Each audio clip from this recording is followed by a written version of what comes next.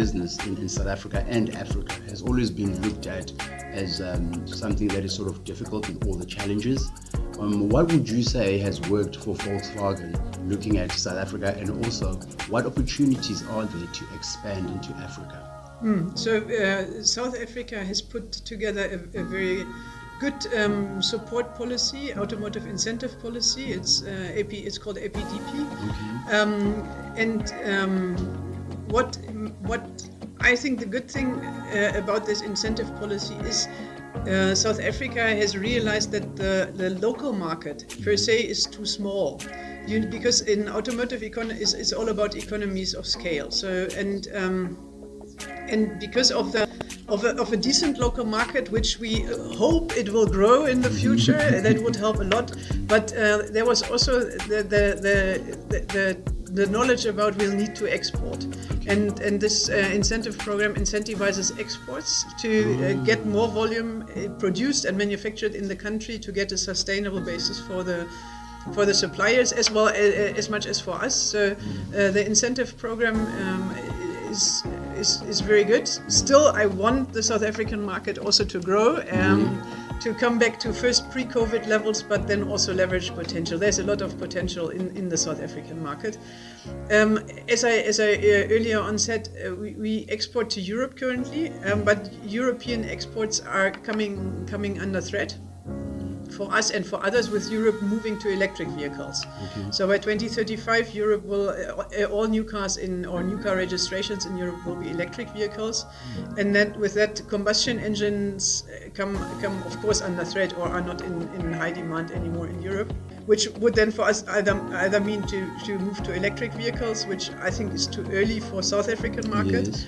Or would mean we'll look elsewhere to export, and that's why we are also so keen in looking into the African continent. We always say it's the last frontier in terms of automotive, because the new car density in Africa as a continent is quite low, but you've got all the economic indicators like GDP growth, population growth. That's why we think with the low car density and the growth in the African countries, that's a nice place to play a role in the new car space. So that's why we are so keen in also looking into Africa. Okay, I would like to touch on the electric vehicle space a bit. I know in the South African market we're not exactly there yet, but what does it mean in terms of the kind of skills that, looking into the future, that you would probably need to absorb the type of workforce for the future if cars are now electric? I'm just trying to think. A mechanic might not need a spanner, but they might need to understand cybersecurity, for example. What type of skills would you think in the future South Africans would need to have to be absorbed by the electric vehicles market? So, I mean, in terms of manufacturing, fortunately, electric vehicles are not that much different to combustion engine vehicles. You're right, in the after-sales space, you need now, and that talks more to the dealer space, you need high voltage technicians. That's what is called electrical qualified persons, which is like a further development of a service technician or of a service advisor. So that's not too complicated, but you're right. It's a different training. That software space, which does not only come with electric vehicles, that's new, and that's specific, or that's probably more special, where we're looking now also in terms of operating system of vehicles, and looking more and more for software engineers. And talking us now means more on a global level, because we would not engineer our automatic driving, automated parking systems in South Africa, but that most likely is done on the global level. But the software stake in a car is growing tremendously. With that, you're right. There is, for me, when it specifically comes to battery electric vehicles, for me there is a huge opportunity for the country, not in the automotive industry, but when it comes to raw material beneficiation. Okay, like? So that's all the raw materials you need for batteries are in Southern Africa, almost all. Wow.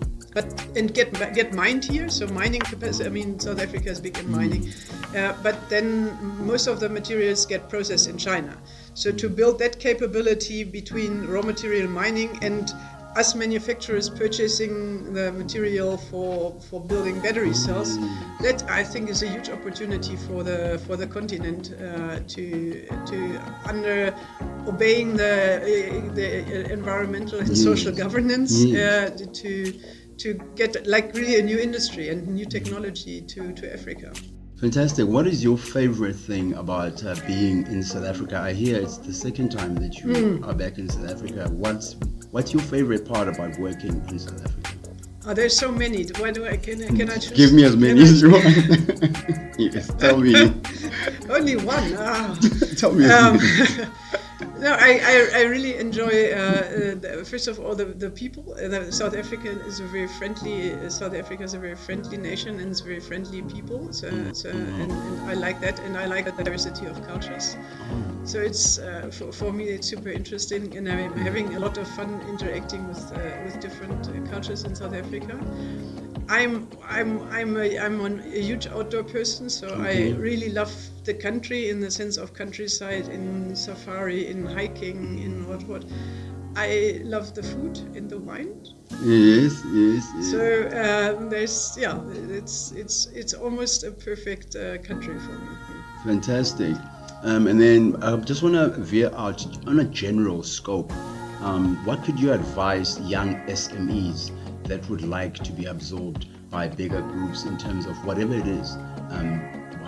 Are there tips in terms of entering the business space and wanting to attract maybe working relationships with bigger corporates? What would you say is your word of advice? So we are very much committed to develop SMEs.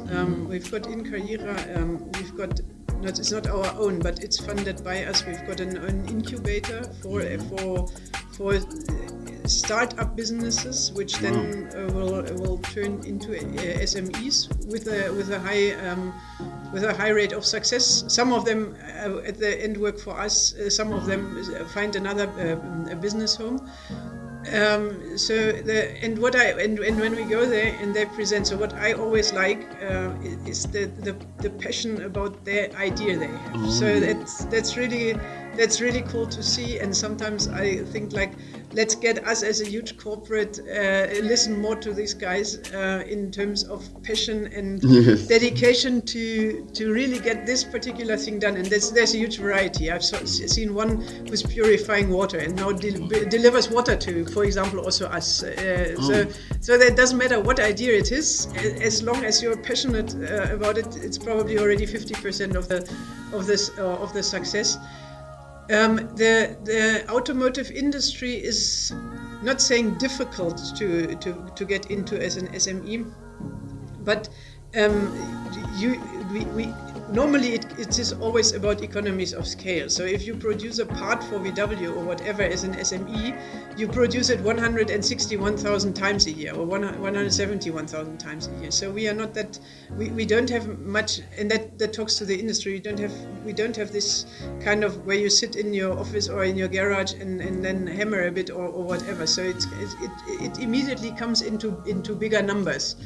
So, but we'll try to assist and grow, and there's also it's also nice to see when you walk the line in the plant.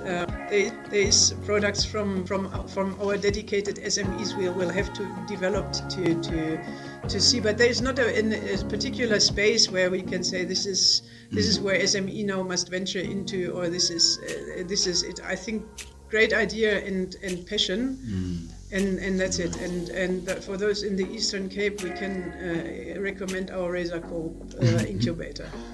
And what do you say is the difference between operations here and in Germany? What's it like? I mean, VW is from Germany. What's the German plants they like?